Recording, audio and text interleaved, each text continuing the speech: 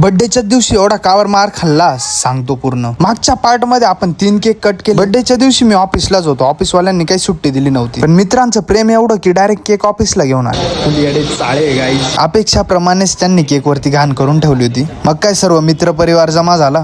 पण काहीतरी चुकत होतं. एवढ्या सोपा पद्धतीने बर्थडे होऊच शकत नाही. A few moments later.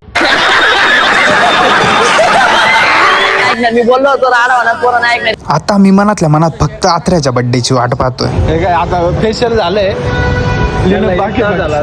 पण घरी येताना पेट्रोल संपून गेलं म्हणून थोडासा स्ट्रगल करावा लागला. पण घरी येतात आजीने डायरेक्ट सरप्राईज देऊन टाकलं. तुम्हाला पण कधी तुमच्या आजीने काही गिफ्ट दिलंय का? आजी म्हणे बर्थडेच्या दिवशी काहीतरी पुण्याचं काम कर म्हणून डायरेक्ट दारिद्र्य रेशन कार्ड खालच्या लोकांकडे आलो आणि गरीब लोक पण आपल्यासाठी केक घेऊन आलो. केक वरती थोडं नाव विचित्र आहे, पण काय करतात कर्म आहेत जुने. आजी बोलल्या तर काहीतरी पुण्याचं काम कर. मग भांबरे मिसळला आलो, पण म्हंटल फक्त 200 रुपये. ते म्हणे बाकीचे आम्ही भरतो. आणि फायनली आपण पुण्याचं काम केलं, ते पण अन्नदान करून. आणि एवढं मारलं का बरं? कारण आपण कधीच कुठंच वेळेवर हजर नसतो.